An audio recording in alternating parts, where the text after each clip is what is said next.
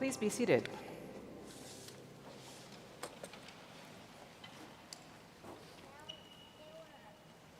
Blessed are you who are hungry now, for you will be filled.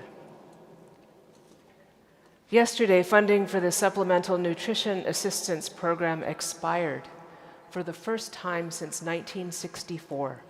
1964, when President Lyndon Johnson introduced the Great Society initiatives to eliminate poverty and reduce inequality in this great nation, building upon creative thinking begun during the Great Depression and through the New Deal to deal with the inequity that poor pay and oppressive working conditions were creating throughout this nation.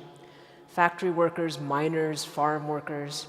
Today, so many people paid a wage that leaves the basics of life, shelter and food, unattainable. 1964, the possibility of decreasing racial inequity with material help in the heart of the civil rights era. Blessed are the poor, the hungry, the excluded, the weeping, Jesus says in the gospel today. In Luke, Jesus has come down from the mountaintop. He has called a few of his disciples and renamed them apostles earlier in this chapter, and he looks at them as he speaks, as though inscribing upon them a movement. There are crowds all around, and it's kind of like a world outside of the church. We are like that inside circle. All of those people are standing around just beyond the apostles, straining to hear, to break through.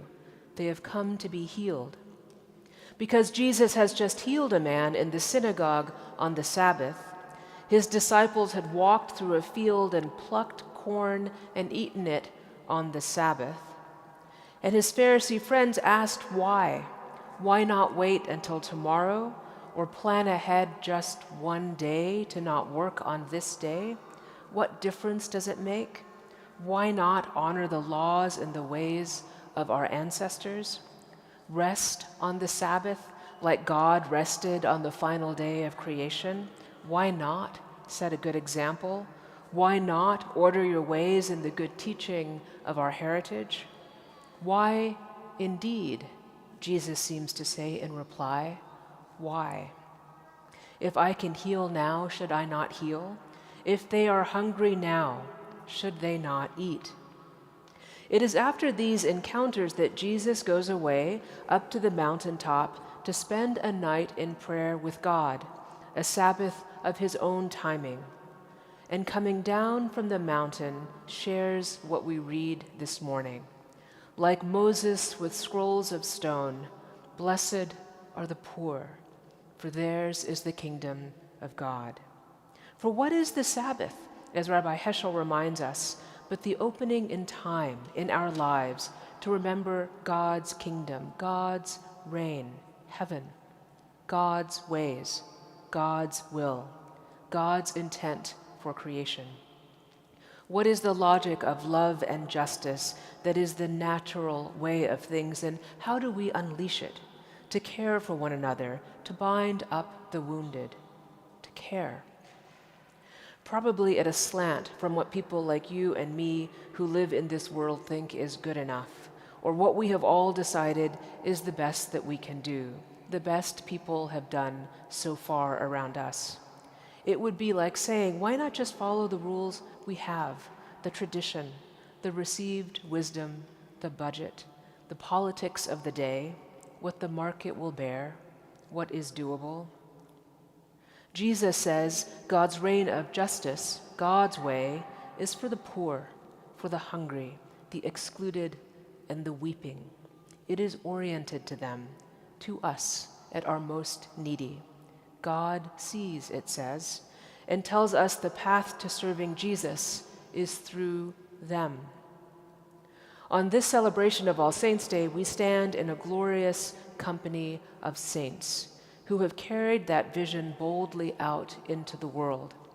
We in the church and in this great city stand among so great a cloud of witnesses: Peter Williams, William Thomas Manning, Pauli Murray, William Stringfellow, Francis Perkins, Thurgood Marshall, Walter Dennis, Dorothy Day, people that have provoked the church and our government to stand on the side of ordinary, working, struggling people. Francis Perkins, who with the Roosevelts and FDR was a trustee of this cathedral, sat where you are sitting, together dreamed up a program so that workers with no protections and the elderly with no income might have the weight of the government on their side. Social Security. Frances Perkins, an Episcopal laywoman who lived a lot of her life right here in New York, the first woman to serve as Secretary of Labor, her prayer in the Saints' calendar begins like this: "Loving God, we bless your name for Frances Perkins, who in faithfulness to her baptism envisioned a society in which all might live in health and decency.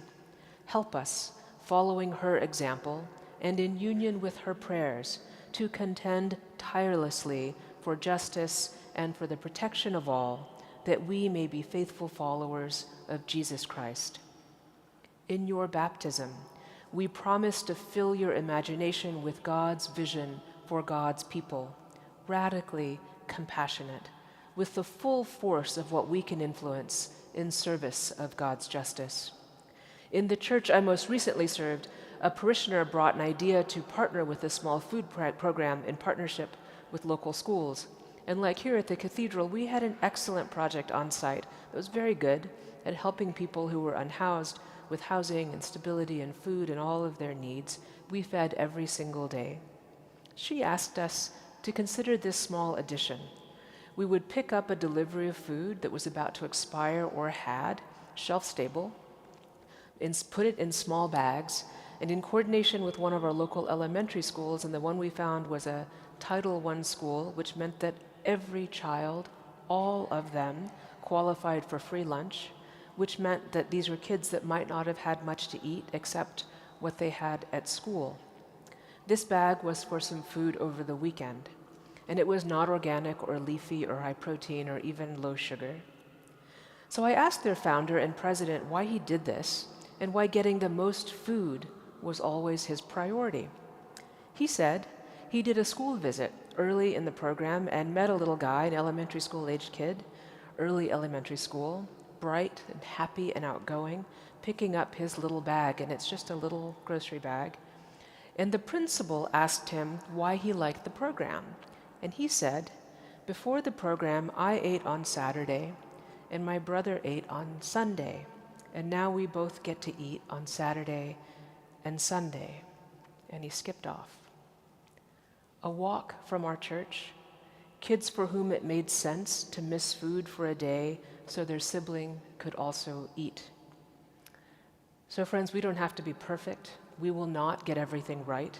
Our response will inevitably irritate some people, but we should always respond. We should learn to care for others more than we care for ourselves or our reputations or our righteousness, our institutions, our comfort with what the rules have been, our experience of failure in the past. How long do those little eyes stay bright? When does he realize his hunger is our nation's choice? So if you can help with our little campaign to help our neighbors, please do, and we know it's not a solution. We are in a time again, like the times that necessitated the New Deal and the Great Society. And those visions came from people like us, literally sitting where you sit today, with a vision and will great enough for the nation. You know, it is easier to fall into despair or cynicism, and I know I'm like that. And it is very easy to be hurt by the cruelty of these times. And so on All Saints' Day, we recall our ancestors, the ones who knew food insecurity, the ones who helped, the ones who prayed and worked for a better way and never saw change in their lifetime, but whose dreams make us. The ones who believed the church and the government could put a heavy thumb on the scale to support the poor and the hungry and the weeping, literally gathering our resources to share. The ones who steal away to an isolated place and listen for the voice of God and call us all to righteousness. Our governor said on Monday that she was raised in a social justice Catholic. The concerns of the world are the concerns of the church, she was telling us. May these little ones and these adults claim in their baptism throughout their lives as the beginning of a life lived in faithfulness to our merciful God, who loves the sinner, comforts the sorrowful, and commands his disciples who come to him reporting a hungry crowd to feed them.